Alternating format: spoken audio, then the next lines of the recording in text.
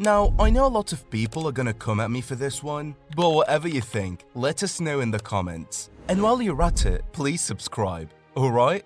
Gavi is a La Masia product, a first-team Barcelona player, which already means by default he's good. You can't play for Barca if you're not.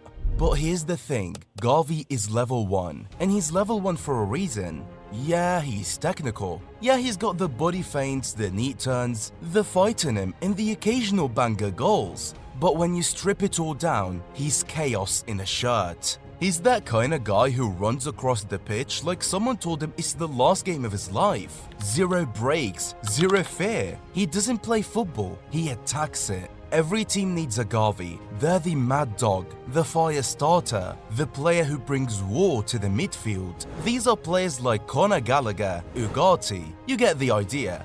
But, and this is where people get touchy, in a truly technical system where every touch, every pass, every angle matters, guys like Gavi, they become less relevant. Because football at that level isn't about chaos, it's about control. And Gavi, he's not control, he's carnage. So yeah, he's a good midfielder, but he's level 1 good. The type you need for energy, for bite, for heart, but not for the final pass in the Champions League semi-final. And that's fine, because not everyone's born to paint football, some are born to break the canvas.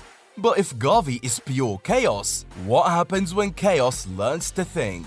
Welcome to level 2. Level 2. This is where football starts getting serious, when energy meets order, and where talent meets tactical intelligence. Level 2 is Caicedo.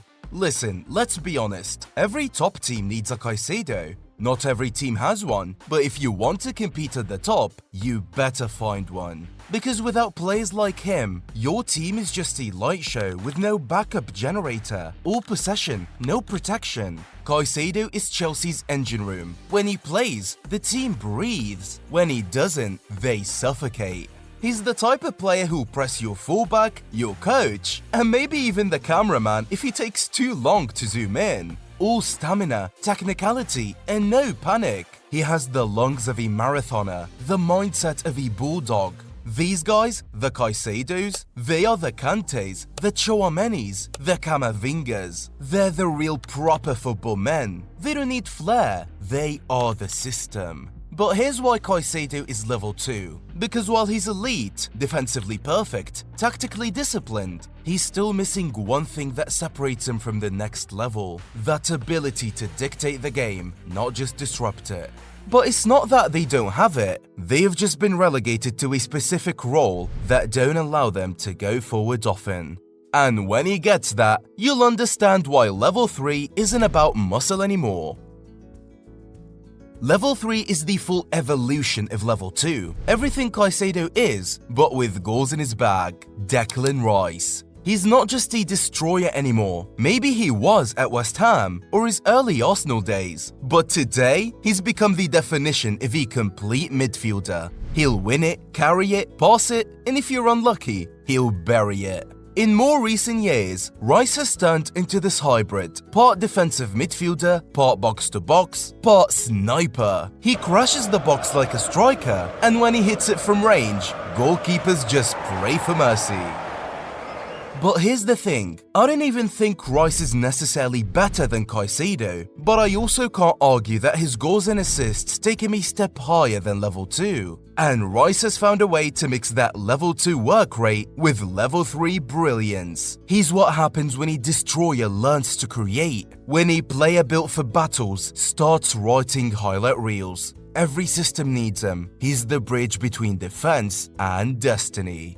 But as complete as level 3 looks, there's still something missing. Something level 4 players have that the rest can't buy. Artistry. And that's where Pedri lives. Now, these are midfielders that are speaking a different language. Level 4 is the land of calm minds and cultured touches. The level where midfield stops being about muscle and starts being about music. This is where Pedri comfortably seats. He's an orchestrator. He's not in your team to fight for possession. He's the one who actually retains the possession. While levels 1 to 3 are throwing themselves into tackles and crashing into chaos, Pedri's the guy who actually walks into the storm and tells it to chill. You'll never see him shout or dive into madness. He controls the game like he's holding a PlayStation pad you didn't know existed. Every pass, soft. Every turn, poetic. You don't even hear the ball when it touches his boots. Pedri represents the point in football where intelligence meets instinct. He doesn't just move to find space, he moves to create it. This is what separates him from the Rice and Caicedo types. While those guys work in the system, Pedri is the system. He's the reason football still has romance, because he reminds you that tactics might win games, but technique wins hearts. And just when you think that's the peak of beauty, you meet the next level. And that's level 5, Bellingham. This is definitely gonna raise some hairs, and while you might think it's controversial, once again, let me know your thoughts in the comments below. And while you're at it, please subscribe. Level 5 is the level of main character energy. This is where footballers stop playing the game and start starring in it. Bellingham's not just a midfielder, he's something more. Every goal comes with a headline. Every celebration feels like a trailer for his own documentary. You know the one. That slow walk, that shush, that stare. Pure cinema.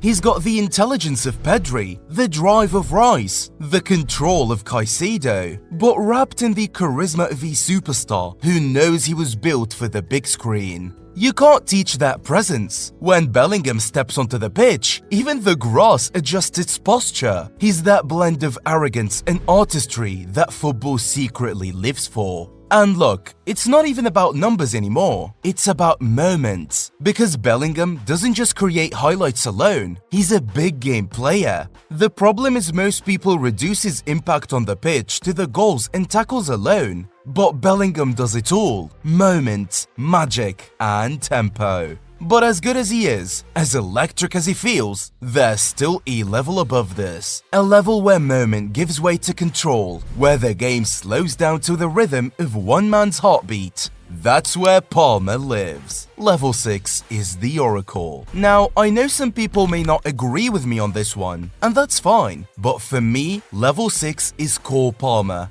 And listen, I get it, some people see him as a winger, but if you really watch football, if you've really watched Palmer, you'll know he's not a traditional winger. He's more of an attacking midfielder who just happens to start wide. You see, players like Palmer, they find the game rather than wait for it. It's the same thing Messi used to do. Messi wasn't technically a winger, he was a midfielder who could play anywhere. The false nine, the right wing, the attacking mid, all those little pockets where football breathes. And Palmer has that same DNA. He doesn't just hug the touchline, he bends the shape of the game. He turns the tempo, dictates the rhythm, and out of nowhere, bang! The match changes. He has that gift of turning a game on its head. And not once, not twice, he's done it consistently, on the world stage, at club level, and every single time, he makes it look casual. That's why he's level 6, because this isn't just about skill, it's about understanding, about seeing the game 1 second before everyone else. And if he can keep this up, if he maintains this level of consistency for the next 10 years, wins a Champions League, a few league titles, and a few individual awards along the way, then we'll have to start talking about him differently. Because he'll be qualified for this next tier. Level 7, the GOAT tier. Now we've reached the top, the peak, level 7, De Bruyne. At this point, there's no debate. We're not talking about talent anymore, we're talking about truth. He can split a defense in half with a single swing of his boot. He controls tempo without saying a word. He dictates chaos without even breaking a sweat. And these are guys who've done it consistently for over a decade.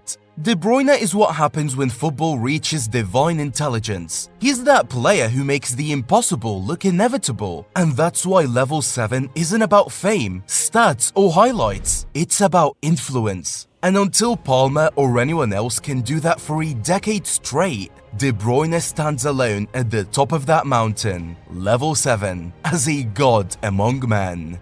If you've made it this far, you already know football isn't just about who scores the most, it's about who controls the story. And speaking of stories, you have to check out this next one. Why Real Madrid will struggle later this season. Trust me, they will struggle. So hit that next video and let's find out why.